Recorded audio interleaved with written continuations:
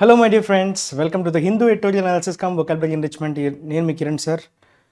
Today we are going to discuss 11th. Okay, 11th జాన్కి సంబంధించినటువంటి కంటెంట్ని పేపర్లో వచ్చిన కంటెంట్ని అందులో ఎస్పెషల్లీ మనకి ఎడిటోరియల్ పార్ట్ ఈరోజు మనం మారుతుంది, మిగతాదంతా ఎవ్రీడే మారుతూనే ఉంటుంది. So assignment of the day, అలానే assignment solution, vocabulary, revision and editorial. Okay, let's start our session with assignment solution. నిన్న మనం ఇచ్చినటువంటి అసైన్మెంట్ ఆఫ్ ద డేకి సొల్యూషన్ ఏంటో చూద్దాం. సో ఎవరెవరైతే ట్రై చేసి ఉన్నారో వాళ్ళు ఒకసారి చెక్ చేసుకోండి, right? It's very important to correct your self. So ఇది ఎందుకు పెడుతున్నాం అంటే మిమ్మల్ని మీరు కరెక్ట్ చేసుకోవడానికి ఇది ఒక మంచి అవకాశం. సో ఎక్కడెక్కడ గ్రామాటికల్ ఆస్పెక్ట్స్ వస్తున్నాయో వాటిని మీరు ఐడెంటిఫై చేయగలుగుతున్నారా లేదా, right? That is very important. So whatever the rules are whatever the grammatical concepts you are learning, దాన్ని మీరు ఎంతగా బ్రషప్ చేస్తేనే దాని వాల్యూ ఉంటుంది. Without application your knowledge is waste. నాలెడ్జ్ని గెయిన్ చేసుకుని ఏం చేయాలి? నాలెడ్జ్ మనం అప్లై చేయగలగాలి, right? So application of your knowledge. So basically అప్లికేషన్ని మనం టెస్ట్ చేయడానికే రోజు మనం ఈ సెక్షన్ని ఇంక్లూడ్ చేయడం జరుగుతుంది, రైట్? సో అయితే చూద్దామమ్మా. Hindustani classical singer and music maestro Ustad Rashid Khan passed away in Kolkata on Tuesday. He was 55 and he survived with his wife, 2 sons and daughter. The vocalist had cancer and had admitted in a private health facility in Kolkata in November. So ఇక్కడ మనకి చనిపోయినట్లుగా తెలుస్తుంది. Hindustani classical singer and music maestro అంటే legendary personality Ustaad Rashid Khan. Hindustani కాబట్టి మనకి అంతగా పరిచయం ఉండడం కష్టం, ఎందుకంటే హిందుస్థానీ కొంచెం నార్త్ ఇండియాకి సంబంధించినటువంటిది కాబట్టి. సో బాగా మ్యూజిక్ మీద ఇంట్రెస్ట్ ఉన్న వాళ్ళకి పరిచయం, లేదంటే సో అంత ఉంది కర్ణాటిక్ కాబట్టి హిందుస్థానీ క్లాసికల్ సింగర్ కోల్కతాలో చనిపోవడం జరిగింది. 25 he was 55. ఓకే, బాగానే ఉంది. And is survived by. So మీకు ఒక డౌట్ రావచ్చు, వాజ్ 55 అన్నారు, మరి ఈజ్ అంటున్నారు ఏంటి సార్? టెన్స్ ఇన్కన్సిస్టెన్సీ కదా అంటే ప్రస్తుతానికి ఆయనతో పాటు ఇక్కడ అర్థం ఏంటంటే 55 years ఆయన ఓల్డ్. అలానే ఈ సర్వైవ్డ్ అంటే ఈ ప్రస్తుతానికి ఆయనతో పాటు ఎవరైతే కుటుంబ సభ్యులు ఉన్నారో వాళ్ళని చెప్పడానికి ఈ సర్వైవ్డ్. కాకపోతే మనం విత్ అనే ప్రిపోజిషన్ వాడాం, సర్వైవ్డ్ బై అంటాం. ఓకే, సర్వైవ్డ్ విత్ అనకూడదు. Survived by his wife, 2 sons and daughter. The vocalist had cancer. ఎందుకంటే క్యాన్సర్ ఉంది. And had admitted. ఎవరిని అడ్మిట్ చేశారు? ఆయన్ని అడ్మిట్ చేశారా? ఆయన ఎవరినైనా అడ్మిట్ చేశారా? He had been admitted. అంతేనా? ప్యాసివ్ వాయిస్లో ఉండాలి. Had been admitted. Had admitted అంటే మీనింగ్ ఏంటమ్మా? ఆయన ఎవరినో అడ్మిట్ చేశారన్న మీనింగ్ వస్తుంది. హ్యాడ్ బీన్ అడ్మిటెడ్ అంటే అతన్ని అడ్మిట్ చేశారు. అడ్మిట్తో preposition to is fixed. Admitted to a private health facility. Okay, these are some errors. ఇది కాకుండా ఇంకొక చిన్న ఎర్రర్ ఉందమ్మా, ఇది మీరు జాగ్రత్తగా గమనిస్తే. Survived by his wife, okay, 2 sons and a daughter. Article miss అయింది. అండ్ ఏ డాటర్, ఒక డాటర్, ఒక కూతురు, 2 కొడుకులు, wife. Okay, so these are the changes that you need to make. Next, revision vocabulary. So ఒకసారి చూడండి, ఇచ్చినటువంటి క్వశ్చన్స్ని జాగ్రత్తగా అబ్జర్వ్ చేయండి. సో మన దగ్గర వీ హ్యావ్ గాట్ 6 words కదా. ఈ 6 wordsకి సంబంధించినటువంటి డిస్కషన్ నిన్నైతే ఎడిటోరియల్లో మనం ఆల్రెడీ చేసేసాం. So now we will try to revise them once. Euphoria అన్నాడు. Okay, so whenever you see the word eu అనే ఒక రూట్ ఉంటుందమ్మా, which means good. Okay, phoria is feeling. Eu అనే ప్రిఫిక్స్ మీకు ఎప్పుడు కనిపించినా it gives the meaning of good. So good feeling is euphoria. Good feeling అంటే మనకి good feeling అంటే ఏంటి? హ్యాపీనెస్, జాయ్, జుబిలేషన్ అన్నారు చూసారా? సి జుబిలేషన్ అన్నా ఎక్స్టసీ అన్నా సేమ్. ఎక్స్టసీ, ఓకే, ఎక్స్టసీ అన్నా జుబిలేషన్ అన్నా సేమ్. ఓకే, మనకి చాలా వర్డ్స్ ఉంటాయి. ఎలేషన్ అనొచ్చు. Elation, bliss, joy, bliss, BLISS, happiness, joy అని తెలిపే వర్డ్స్ ఇవి. జుబిలేషన్ అన్నా, హ్యాపీనెస్ అన్నా, ఎక్స్టసీ అన్నా, ఎలేషన్ అన్నా, రైట్, బ్లిస్ అన్నా, లేదంటే మనం ఇంకోటి ఏం చెప్పుకోవచ్చు, వీ కెన్ కాల్ ఎగ్జిలరేషన్ కూడా చెప్పుకోవచ్చు. సో ఇవన్నీ సేమ్ వర్డ్స్ అనమాట. ఎగ్జిలరేషన్,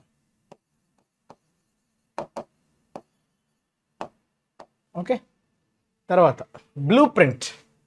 బ్లూ ప్రింట్ అంటే ఏంటమ్మా, మీరు ఏం చేయబోతున్నారో దానికి సంబంధించినటువంటి ఒక మోడల్, అంటే మీరు ఏదైతే చేయాలనుకుంటున్నారో దానికి సంబంధించినటువంటి ఒక డిజైన్, ఆ డిజైన్ని మనం బ్లూ ప్రింట్ అంటాం. So blue print shows your commitment, shows your plan, shows your drawing, so something which represents a model, that is called a blue print. అయితే ఇక్కడ ఉన్నటువంటి మీనింగ్స్లో దగ్గరగా ఉన్న దేన్ని తీసుకోవచ్చు, డ్రాఫ్ట్ అమ్మ. డ్రాఫ్ట్ అన్న, డిజైన్ అన్న, ఓకే, ప్లాన్ అన్న same. Blue print it's a plan, it's a design, right? మీరు ఏదైనా ప్రిపేర్ చేయాలనుకునే ముందు, ఇంప్లిమెంట్ చేయాలనే ముందు మీకు ఒక అవుట్లైన్ అని కూడా చెప్పచ్చు, ప్లాన్ అనొచ్చు, అవుట్లైన్ అనొచ్చు, all mean the same. So these are the words with same meaning. తర్వాత డ్వార్ఫ్ని జనరల్గా నౌన్గా వాడచ్చు, వర్బ్గా కూడా వాడచ్చు.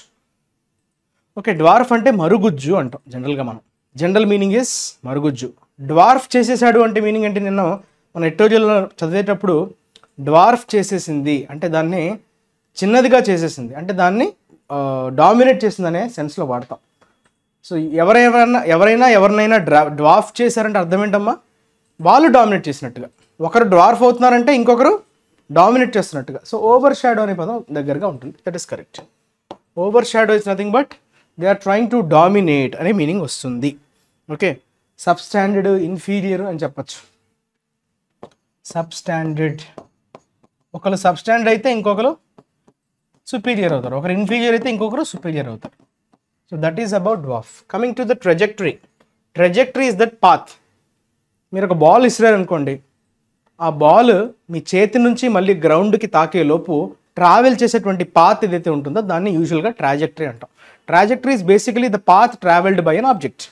సో ఇప్పుడు గ్రోత్ ట్రాజెక్టరీ అని చెప్పుకుని ఉన్నాం నిన్న ఎట్టో చదివేటప్పుడు. అంటే గ్రోత్ పాత్ వైపు, పాత్. ఓకే, సో పాత్, ఈ way, path, way. Okay, course, direction. Okay, course, COURSE, course. ఆ మీనింగ్లో మనం ట్రాజెక్టరీ అనే పదాన్ని వాడతాం. ఓకే, సో రూట్ అనొచ్చు, ట్రాక్ అనొచ్చు, line. Route, track, line, so all these mean the same. Clear? The bursting at the seems, ఇది ఒక ఇడియోమాటిక్ ఎక్స్ప్రెషన్ కదా. దీని మీనింగ్ ఏంటమ్మా, ఎప్పుడైనా ఏదైనా చాలా ఓవర్గా, ఓకే, ఓవర్ఫ్లో అయిపోవడం అని చెప్తాం కదా, కావాల్సిన దానికంటే ఇంకా ఎక్కువగా, more in numbers. That is nothing but crowded, more in numbers, crowded. Plenty, plethora. Okay, plenty, abundant, plethora ఇవన్నీ కూడా సేమ్. కానీ అబండెంట్ మనం కొంచెం రీసోర్సెస్తో వాడతాం, మనుషులతో వాడడం. అబండెంట్ పీపుల్ అన్నాం, అబండెంట్ రీసోర్సెస్ అంటాం. సో యూసేజ్ మీద కూడా కొంచెం మీరు కొంచెం జాగ్రత్తగా ఉండాలి. సో ప్లెంటీ, అబండెంట్ ఇవి కొంచెం నాన్ లివింగ్తో వాడతాం. Plenty of resources, plenty of opportunities. Okay, so అలా. Conclave is a noun. Conclave అంటే ఏంటమ్మా, కాన్ఫరెన్స్ లాంటిది. సో నిన్న మనం గ్లోబల్ ఇన్వెస్టర్ సమిట్ గురించి మాట్లాడాం కదా, ఎక్కడ జరిగింది, తమిళనాడులో. సో దాని నేపథ్యంలో 2 days పాటుగా సాగింది ఆ కాంక్లేవ్, ఆ మీటింగ్. దాన్ని ఉద్దేశించి మనం కాంక్లేవ్ అన్నాడు. Conference, B is the correct answer. Okay, so these are the words associated with yesterday's vocabulary కదా. కాన్ఫరెన్స్ అనొచ్చు, కాన్వకేషన్ అనొచ్చు, కాన్వకేషన్ అన్నా, కన్వెన్షన్ అన్నా, convocation, assembly, all mean the same. Convocation, convention, convocation, assembly, okay, all mean the same. Okay, all these words are related to each other. So దీన్ని మీరు జాగ్రత్తగా నోట్స్లో రాసుకోండి. Next we will talk about editorial. మనందరికీ favourite, చాలా నాలెడ్జ్ని నింపేది, వొకాబులరీని బాగా enhance చేయడానికి ఉపయోగపడేది. సో ఎడిటోరియల్ మీరు జాగ్రత్తగా మీ ఎగ్జామ్కి తగ్గట్టుగా ప్రిపేర్ అవ్వండి, యూపీఎస్సీ పాయింట్ ఆఫ్ వ్యూలో. Okay, so depending on the exam you are preparing for. So change for the worse అంటున్నాడు, change for the worse. So ఇది మన టైటిల్ అమ్మా, చేంజ్ ఫర్ ద వర్స్. అంటే వర్స్ కోసం మనం ప్రిపేర్ అవ్వాలి, చేంజ్ అవ్వాలి, మారాలి అన్నట్టుగా. ఓకే, సో ఎందుకు అంటున్నాడు, ఇండియా అండ్ నేపథ్యం ఏంటి, India and Maldives should see the benefits of closer ties. India మాల్దీవులు చూడాలన్నమాట. ఏం చూడాలి, బెనిఫిట్స్ అంటే అడ్వాంటేజెస్ ఆఫ్ క్లోజర్ టైస్, అంటే బాగా సత్సంబంధాలు పెంచుకోవటం వల్ల వచ్చేటువంటి అడ్వాంటేజెస్ని మనం గమనించాలి. ఇండియా మాల్దీవ్స్ రెండు కంట్రీస్ని ఉద్దేశించి చెప్తున్నాడు. సో మీకు ఈ నేపథ్యం అర్థమయ్యే ఉంటుంది.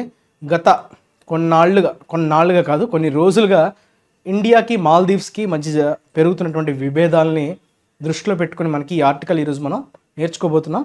సో ఒకసారి మనం ఆర్టికల్ లోపలికి వెళ్దాం. So what it is talking about, will try to understand. Okay, will go through the article once so that we can get the whole idea what is trying to say. The rapid decline in ties between India and the Maldives just a month after Prime Minister Narendra Modi met with the newly elected Maldivian President Mohammad Muizzu should set alarm bells ringing. ఇది మంచి పదం. Rapid decline అంటే సడన్గా, rapid అంటే చాలా ఫాస్ట్గా పడిపోవటం, decline అంటే ఏంటమ్మా? సో ఆ సంబంధాలు ఏవైతే ఉన్నాయో అవి బాగా క్షీణిస్తున్నాయని మీనింగ్. క్షీణించడం. టైస్ అంటే సంబంధాలు between India and the Maldives. చూసారా, ఇండియా ముందు ఆర్టికల్ లేదు, మాల్దీవ్స్ ముందు ఆర్టికల్ ఉంది. దాని అర్థం ఏంటి? మాల్దీవ్స్ గ్రూప్ ఆఫ్ ఐలాండ్స్ కదా. సో గ్రూప్ ఆఫ్ ఐలాండ్స్ ఎప్పుడు ఉన్నప్పుడు కూడా మనం ఆర్టికల్ ద అని పెడతాం, రైట్? అదొక సింగిల్ ల్యాండ్ లాక్డ్ కంట్రీ కాదు, right? It is collection of islands. So that is why it is called Maldives. Just a month, ఒక నెల అయిందో లేదో ప్రధాని నరేంద్ర మోదీ గారు మీట్ అయ్యారు. ఎవరిని? మాల్దీవ్స్కి చెందినటువంటి కొత్తగా ఎన్నికైనటువంటి ప్రెసిడెంట్. ఎవరమ్మా? మాల్దీవియన్ ప్రెసిడెంట్ మొహమ్మద్ ముయిజు. అతన్ని కలవడం జరిగింది. అతన్ని కలిసినటువంటి ఒక నెల రోజుల్లోపే వాళ్ళకి మనకి సంబంధాలు బాగా క్షీణించాయి, చెడిపోతున్నాయి. Okay, should set alarm bells ringing. Okay, so alert అని చెప్పుకోవచ్చు కదమ్మా.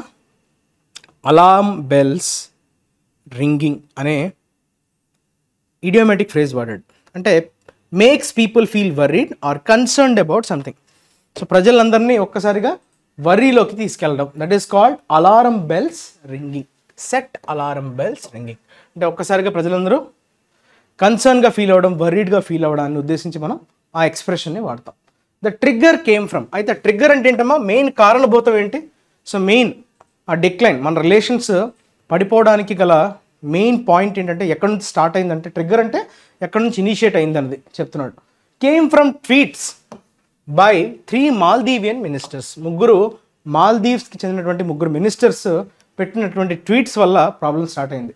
Attacking mister Modi for promoting the Lakshadweep islands during his recent sojourn there at a perceived cost to the Maldives and for his close ties with Israel. ప్రధాని మోదీ గారిని target చేస్తూ, okay, Twitter వేదికగా, okay, కొన్ని ఆయన మీద ఏంటంటే ఫిజికల్గా అటాక్ అని కాదు అక్కడ. సో అతన్ని ఆన్లైన్ ఆయన్ని టార్గెట్ చేస్తూ ముగ్గురు మాల్దీవ్ చెందినటువంటి మినిస్టర్స్ టార్గెట్ చేసి ఏం చేశారంట? For promoting Lakshadweep islands. అయితే ఎందుకు అటాక్ జరిగింది అతని మీద, ప్రధానమంత్రి మీద?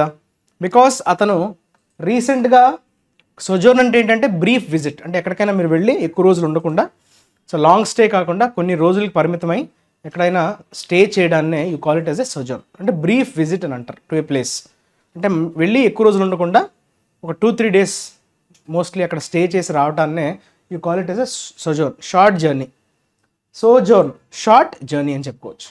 Okay, so there at a perceived cost the Maldives. అంటే మాల్దీవ్స్తో కంపేర్ చేసుకుంటే చాలా తక్కువ ఖర్చుతో అయిపోతుంది అన్నట్టుగా ప్రమోషన్ చేయడం అనేది కనిపించడం వల్ల ఆయన అటాక్ చేయడం జరిగింది. And for his close ties with Israel. అలానే ఇజ్రాయెల్తో ఆయనకున్నటువంటి సత్సంబంధాలని బేస్ చేసుకుని కూడా మాల్దీవ్స్ దాన్ని తప్పుబడుతూ, అంటే మోదీ గారి మీద అటాక్ చేయడానికి పాల్పడింది. అయితే ఇజ్రాయెల్తో స్ట్రాంగ్ టైస్ అన్నవి మనం పెట్టుకోవడం అనేది వాళ్ళకి ఇష్టం లేదు, right? The ministers also made derogatory remarks about Indians. Derogatory అంటే మీనింగ్ ఏంటమ్మా?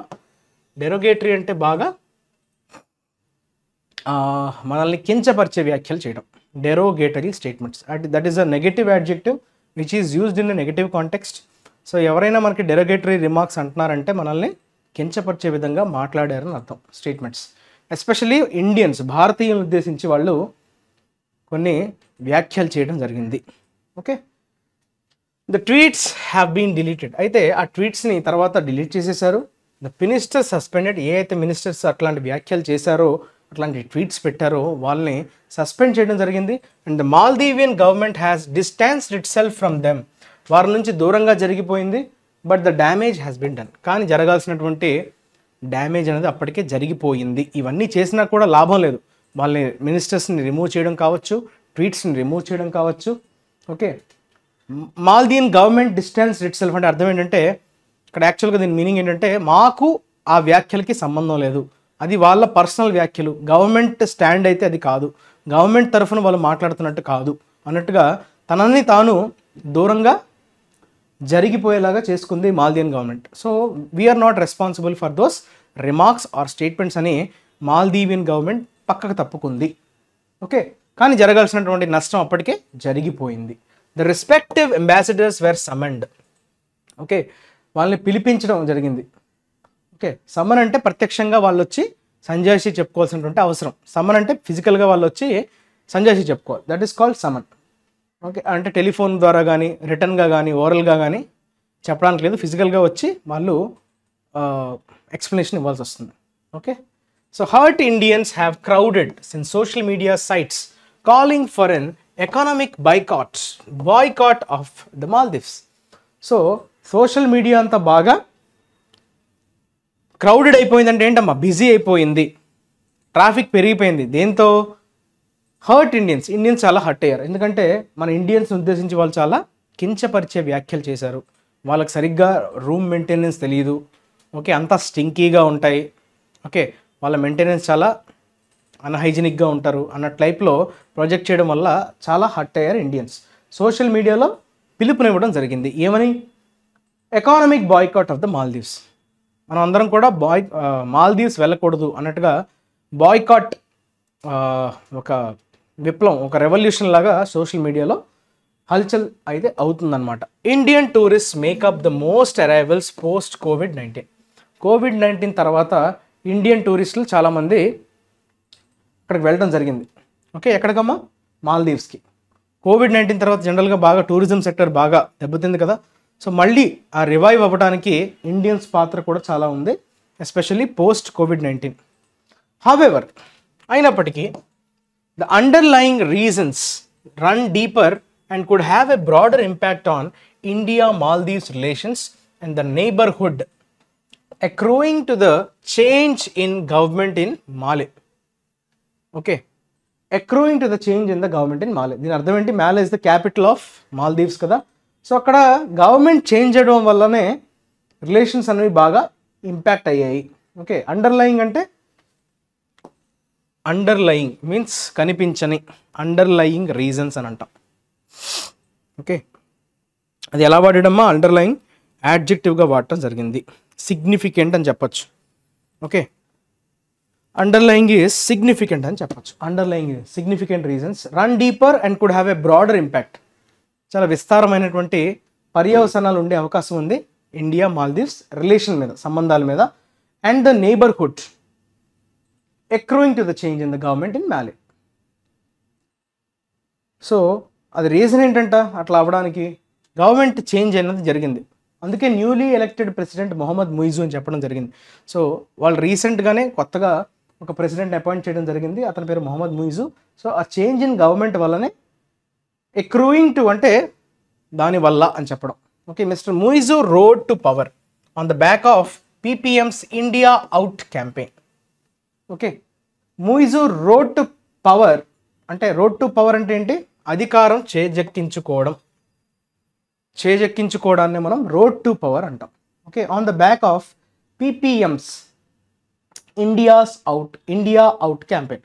ఇండియా అవుట్ అనే క్యాంపెయిన్తో ఆయన పవర్లోకి రావడం జరిగింది. Despite its disappointment with the win of anti Indian forces given the warm relationship it shared with his predecessor Ibrahim Solih, the Modi government sent a minister to his swearing in and there was a Modi-Muizu meet at the COP28. Okay, anti-India forces ఉంటూ కూడా గెలవటం అనేది కొంచెం డిసప్పాయింటింగే అయినప్పటికీ given the warm relationship it shamed అంటే వాళ్ళకి మనకున్నటువంటి ఒక అన్యోన్యత. వామ్ అంటే అక్కడ ఏంటంటే ఆప్యాయమైన, ఓకే, కొంచెం సత్సంబంధాలు, మంచి సంబంధాలు. వామ్ అంటే ఇక్కడ అర్థం ఏంటంటే బేసిక్గా వామ్ రిసెప్షన్ అంటాం, అంటే మనసుకు హత్తుకునే విధంగా, సో మనకి బాగా దగ్గరగా అనే మీనింగ్, ఆప్యాయతతో కూడిన అనే మీనింగ్లో వామ్ రిలేషన్షిప్ వాడతాం. అంతకు ముందున్నటువంటి ప్రెసిడెంట్ ఇబ్రహీం సొలిహ్, అతనితో సత్సంబంధాలు ఉండేవి. ప్రెడిసెసర్ అంటే ఏంటమ్మా, ప్రస్తుతం ఉన్న వ్యక్తికి, ప్రస్తుతం ఉన్న ప్రెసిడెంట్కి ఇమీడియట్గా ముందున్న వ్యక్తిని ఉద్దేశించి మనం ప్రిడిసెసర్ అనే పదాన్ని వాడతాం. So someone we are trying to say predecessor means he is immediately before that current president. సో అతని పేరేంటి, ఇబ్రహీం సొలిహ్. అతను ఇంతకుముందు మాల్దీవ్స్కి ప్రెసిడెంట్గా వ్యవహరించారు. అతను ఉండేటప్పుడు చాలా మంచి రిలేషన్షిప్ మనకి మాల్దీవ్స్కి ఉండింది. సో ఆ స్వేరింగ్ ఇన్ కూడా, స్వేరింగ్ ఇన్ అంటే ఏంటమ్మా, ప్రమాణ స్వీకారం జరిగేటప్పుడు కూడా ఒక మినిస్టర్ని కూడా మన ఇండియా తరఫున మోదీ గారు పంపించడం జరిగింది. అలానే మోదీ ముయిజు మీట్ కూడా ఎప్పుడు జరిగింది, COP28 conference of parties. Okay, so అది మనకి దుబాయ్లో జరిగింది. సో అప్పుడు కూడా మోదీ గారు ముజీ గారు మీట్ అవ్వడం జరిగింది, కలవడం జరిగింది. However mister Muizzu chose Turkey as his first bilateral destination. అంటే జనరల్గా ఏమవుతుందంటే మాల్దీవ్స్కి ఇండియాకి ఉండేటువంటి సంబంధాలు ఎట్లా ఉండేదంటే, మనకి నియరెస్ట్ కంట్రీ, మనకి మాల్దీవ్స్కి ఇండియా అనేది నియరెస్ట్ కంట్రీ కాబట్టి జనరల్గా ఎవరైనా as a convention, as a tradition, ఎవరైనా ఫస్ట్ ఆఫ్ ఆల్ ప్రెసిడెంట్గా అయిన తర్వాత ఇండియాని విజిట్ చేస్తారు. అదే ఒక ఆనవాయితీలాగా వస్తుంది ఎప్పటి నుంచో. కానీ ఈసారి ఏం జరిగింది, ముయిజు గారు టర్కీని చూస్ చేసుకున్నారు, ఇండియాని చూస్ చేసుకోలేదు. ఫస్ట్ బైలాటరల్ డెస్టినేషన్, ద్వైపాక్షిక డెస్టినేషన్ అంటే ఏంటమ్మా, డెస్టినేషన్ అంటే దాన్ని చూస్ చేసుకోవడం, ఆ ప్లేస్కి వెళ్ళడం, రైట్. టర్కీని అయితే చూస్ చేసుకోవడం జరిగింది. And is now visiting China. దాని తర్వాత చైనాని విజిట్ చేస్తున్నారంట. Becoming the first president not to make India his first priority. ఇండియాకి ఫస్ట్ ప్రాధాన్యత ఇవ్వనటువంటి మొదటి ప్రెసిడెంట్గా ఆయన అవతరించారు. అంటే అంతకుముందు ప్రెసిడెంట్స్ అందరూ కూడా ఫస్ట్ ప్రయారిటీ అయితే ఇండియాకి ఇచ్చేవారు. ఫస్ట్ బైలాటరల్ విజిట్, మరొకసారి ప్రెసిడెంట్గా ఎన్నికైన తర్వాత ఇండియాని సందర్శించేవారు, అఫీషియల్ టూర్ అనేది పెట్టుకునేవారు. కానీ దురదృష్టవశాత్తు ఇతను మాత్రం ఇండియాని ప్రయారిటీ ఇవ్వలేదు. టర్కీని విజిట్ చేస్తున్నారు, తర్వాత చైనాని విజిట్ చేయడానికి వెళ్ళబోతున్నారు. Okay, so even president Yameen who began the India out movement and cozied up to Beijing visited Delhi first in 2014. అంతకుముందు ప్రెసిడెంట్ యమీన్ అనే పేరుతో ఒక ప్రెసిడెంట్ ఉండేవారు. ఆయన కూడా ఇండియా మూవ్మెంట్ని, ఇండియా అవుట్ మూవ్మెంట్ని స్టార్ట్ చేశారు. And cozied up to Beijing. Cozied up అంటే ఏంటి, వాళ్ళతో మంచి రిలేషన్స్ మెయింటైన్ చేయడం. కోజీడ్ అప్, కోజీడ్ అప్ అంటే వాళ్ళతో చాలా మంచి రిలేషన్స్, క్లోజ్ రిలేషన్స్, క్లోజ్ టైస్ అంటాం కదా, దాన్ని ఉద్దేశించి మనం కోజీడ్ అప్ అంటాం. ఓకే, ఇండియా అవుట్ అనే క్యాంపెయిన్ కూడా స్టార్ట్ చేయడం జరిగింది. ఓకే, సో ఆయన అలాంటి వ్యక్తి కూడా, ఇండియా అవుట్ అనే మూమెంట్ని స్టార్ట్ చేసిన వ్యక్తి. అదేవిధంగా బీజింగ్ అంటే ఇక్కడ చైనాతో సత్సంబంధాలు నెలకొల్పుతున్నప్పటికీ ఆయన ఢిల్లీని విజిట్ చేశారు 2014లో. Mr. Muizu has continued to press India on the withdrawal of its military personnel even though India has clarified their role. India clear indication ఇచ్చింది, దాని యొక్క పాత్ర మీద చాలా స్పష్టమైనటువంటి ఎక్స్ప్లెనేషన్ అయితే ఇచ్చింది. కానీ ముయిజు గారు ఏం చేశారు, హీ కంటిన్యూడ్ అంటే ఆయన కంటిన్యూస్గా ఏం చేశారు, ఇండియా మీద ఒత్తిడి తీసుకొచ్చారు. టు ప్రెస్ ఇండియా, ఒత్తిడి తీసుకురావడం. ఏ విషయంలో అమ్మా ఒత్తిడి తీసుకురావడం జరిగింది, on the withdrawal of its military personnel. So మీ యొక్క మిలిటరీ బలగాలు, ఓకే, మిలిటరీ సిబ్బందిని మీరు వెనక్కి తీసుకోవాలి అన్నట్టుగా ఒత్తిడి తీసుకురావడం జరిగింది మన ప్రెసిడెంట్, మాల్దీవియన్ ప్రెసిడెంట్ ముయిజు, మొహమ్మద్ ముయిజు. తర్వాత with the calls for boycotts and rising hyper nationalistic rhetoric, Delhi and Male need to take a step back and reassess their responses. So ఇప్పుడు పెరిగిపోతున్నటువంటి ఈ బాయ్కాట్స్ అనే పిలుపులకి ఏవైతే తావునిచ్చారో నెటిజన్స్, అలానే హైపర్ నేషనలిస్టిక్ రెటారిక్, రెటారిక్ అంటే ఎవరైనా కన్విన్స్ చేసే ప్రయత్నం చేయడం, హైపర్ నేషనలిస్టిక్ అంటే కొంచెం, హైపర్ అంటే ఏంటమ్మా, ఉండాల్సిన దానికంటే ఎక్కువ. సో ఓవర్ ప్యాట్రియాటిజం అంటే ఇది కొంచెం నెగిటివ్గా వెళ్ళిపోతుంది. హైపర్ నేషనలిస్టిక్ అంటే అర్థం ఏంటంటే బేసిక్గా మన దేశం మీద మనకు ప్రేమ ఉండడం తప్పలేదు, కానీ మన దేశం మీద ఉన్న ప్రేమతో పక్కన్న దేశాన్ని కించపరిచే విధంగా వ్యాఖ్యలు చేయడాన్ని you call it as hyper nationalistic rhetoric. Rhetoric is something which is intended to please, ఎవరినైనా కన్విన్స్ చేసే ప్రయత్నం చేయడాన్ని మనం రెటారిక్ అంటాం. ఓకే, ఢిల్లీ అండ్ మాలే ఈ నేపథ్యంలో ఖచ్చితంగా ఒక అడుగు వెనక్కి వేయాలి. Okay, to take a step back and reassess, పునఃసమీక్షించుకోవాలి. వారి రెస్పాన్సెస్ని పునఃసమీక్షించుకోవాలి. Mister Muizzu can ill afford to antagonize India given its proximity, economic might and historical position as a net security provider in the Indian Ocean, something Maldives has relied on. అంటే ముయిజు గారు ఎట్టి పరిస్థితుల్లో కూడా ఇండియాని హేట్ చేయలేని పరిస్థితి. ఇల్ ఎఫర్డ్ అంటే ఏంటి? ఎఫర్డ్ చేయలేరు. కెనాట్ ఎఫర్డ్ అన్నా కెన్ ఇల్ ఎఫర్డ్ అన్నా సేమ్. సో అతను అంత ధైర్యం చేయలేడు. టు యాంటోగనైజ్ ఇండియా అంటే ఇండియాని హేట్ చేసే విధంగా, ఇండియాని పక్కకు పెట్టే విధంగా అయితే చేయడానికి కష్టం. ఎందుకో? What is the reason? Given it's proximity. ఒకటి డిస్టెన్స్ పరంగా మనం మాల్దీవ్స్కి చాలా దగ్గరగా ఉన్న కంట్రీ, మన మీద చాలా డిపెండెన్సీ ఉంటుంది. చాలా విషయాల్లో మనకి ఏదైనా హెల్ప్ కావాలన్నా ఫస్ట్ మనం రెస్పాండ్ అయ్యేది మనమే. నేబర్స్ కదా, ఇమీడియట్ నేబర్స్ కాబట్టి మనల్ని వారు యాంటాగనైజ్ చేసే అవకాశం లేదు. ఎకనామిక్ మైట్, మనకున్నటువంటి ఎకనామిక్ పవర్ వాళ్ళతో కంపేర్ చేసుకుంటే, సో వాళ్ళ జనాభా పోల్చుకుంటే వైజాగ్ పాపులేషన్ అంత కూడా ఉండదు గట్టిగా చెప్పాలంటే, రైట్? సో అదొక కంట్రీ, మనదొక చిన్న సిటీలోనే అంత పాపులేషన్ ఉంటుంది. 4 to 5 lakhs ఉంటారేమో మహా అయితే కదా. సో అట్లా చూసుకుంటే ఎకానమిక్గా మనం చాలా powerful. And historical position, so చరిత్రాత్మకంగా కూడా మనకి ఎలాంటి పొజిషన్ ఉంది? Net security provider. ఇండియన్ ఓషన్లో మనం సెక్యూరిటీని ప్రొవైడ్ చేసే దేశంగా మనకి ఆల్రెడీ ఒక పొజిషన్లో ఉన్నాం మనం. సో ఇలాంటి నేపథ్యంలో మాల్దీవ్స్ మనల్ని ఎక్కడ కూడా యాంటాగనైజ్ చేయలేదు. మనల్ని హేట్రెడ్గా, మనల్ని పక్కకు తీసుకొని, మనల్ని అసహించుకునేలా, పక్కన పడేసేలాగా చేయడానికి ఛాన్స్ లేదు. Antagonize is a negative word. Okay. India too must see the futility of muscling in a much smaller neighbor. However, egregious the provocation. Okay, egregious అనే పదం వాడాడు. egregious is used in a negative context. అంతేనా?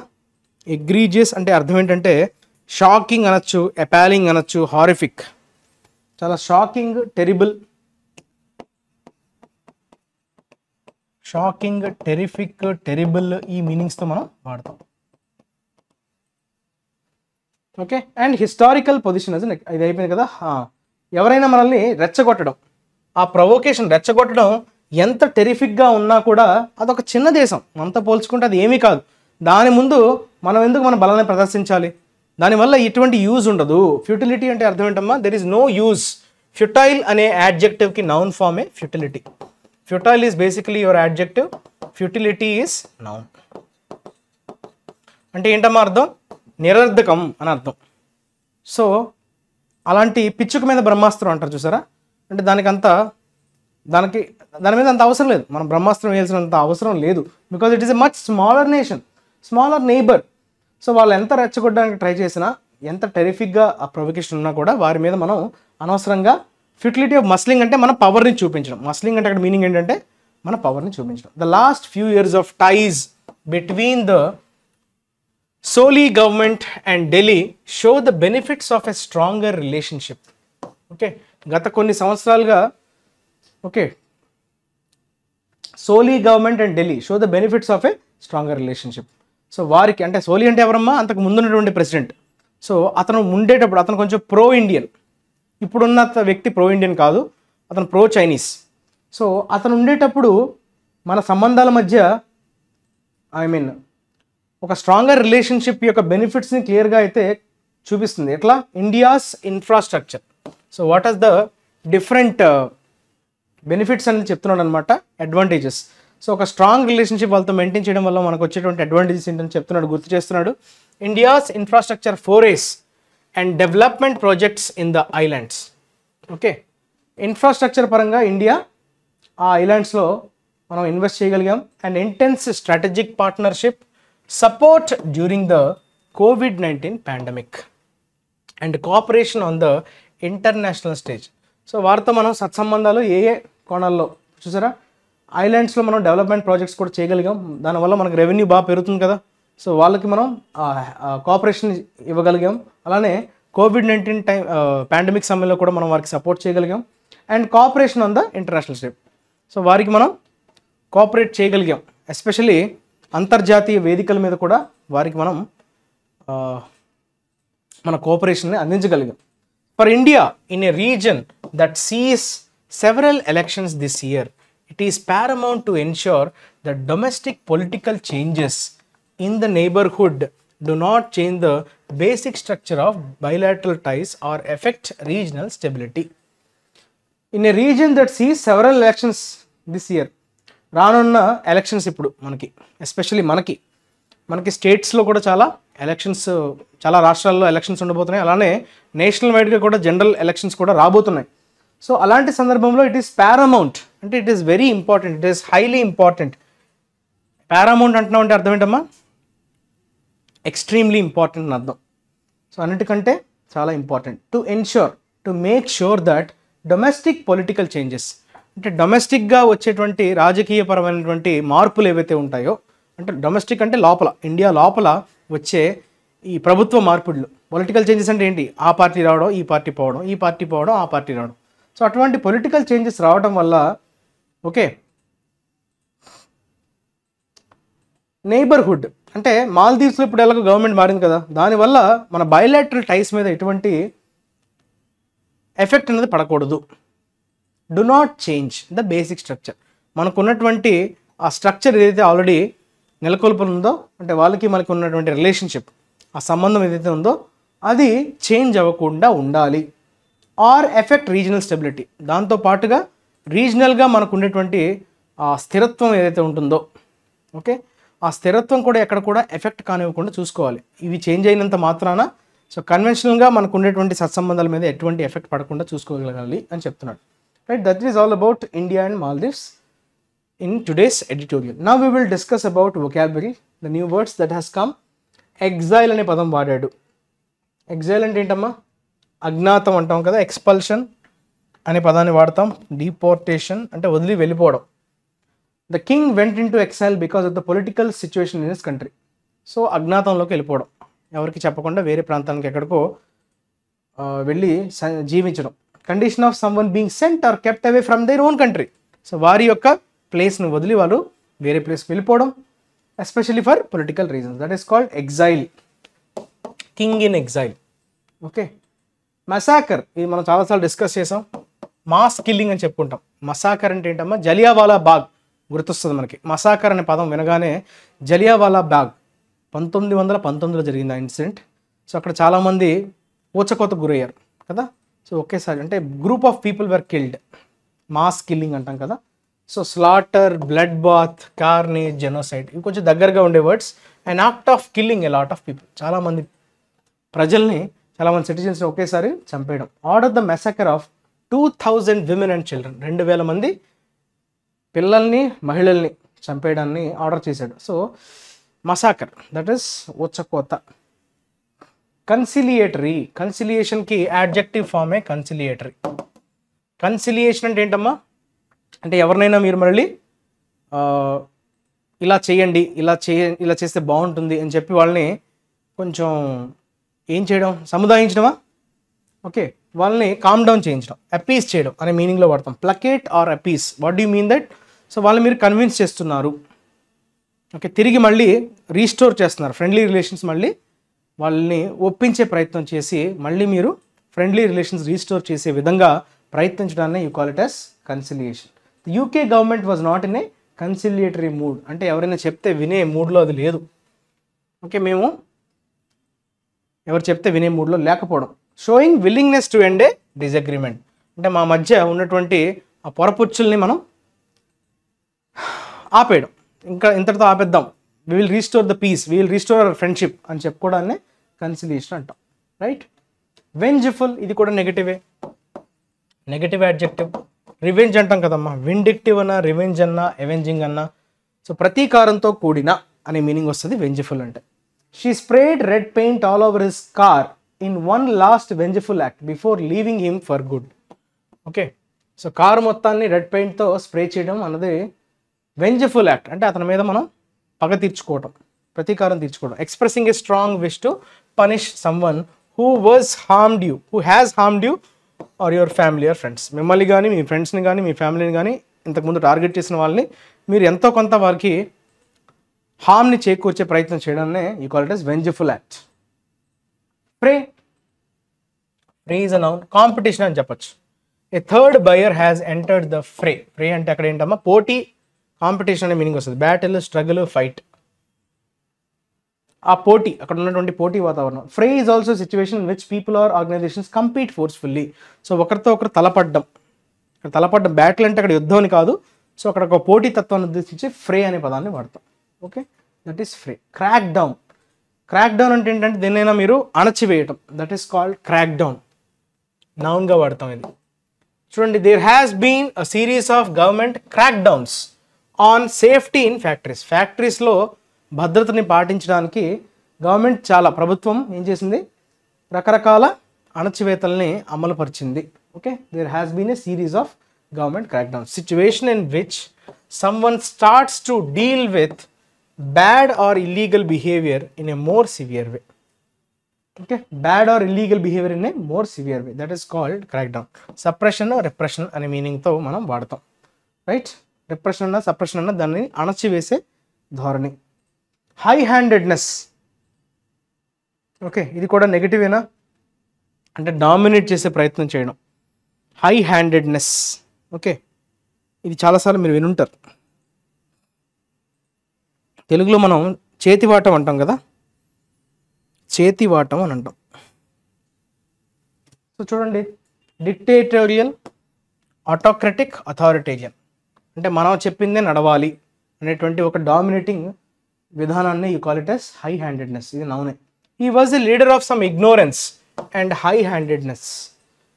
Okay, చేతివాటం. Use of power or authority in a way that is more forceful than is needed. అంటే మీరు ఏదన్నా ఫోర్స్ఫుల్గా చేసే ప్రయత్నం చేస్తారు, వాళ్ళని మంచి మాటలతో కానీ మంచి పాలసీస్తో కానీ వారిని కన్విన్స్ చేయడానికి బదులు వారి మీద ఒక ఫోర్స్ని అప్లై చేసే ప్రయత్నం చేయడం, that is called use of power or authority in a way that is more forceful than is needed without thinking about the feelings or wishes of other people.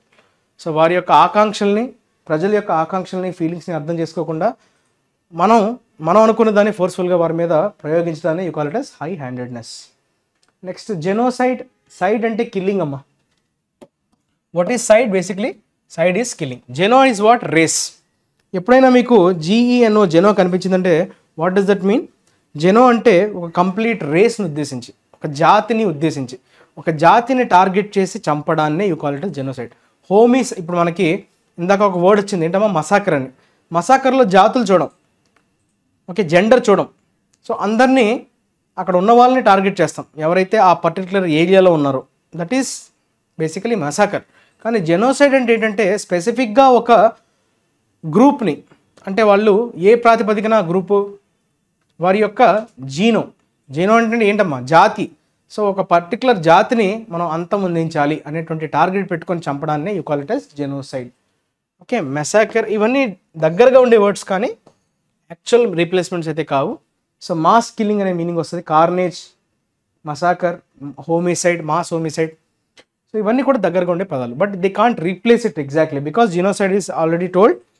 So when we target a specific group of people, those who belong to the same race.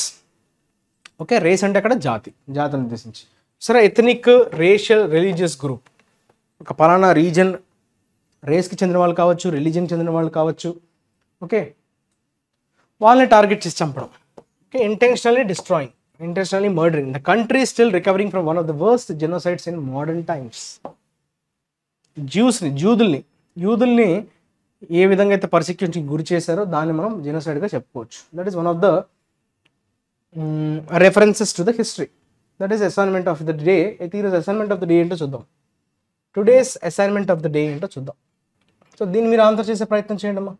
Nation wide strikes brought German transport for a near standstill with railway workers on a 3-day stoppage and farmers on tractors blocking autobahns in a protest for subsidy cuts. ఇది మీకు ఇచ్చినటువంటి question.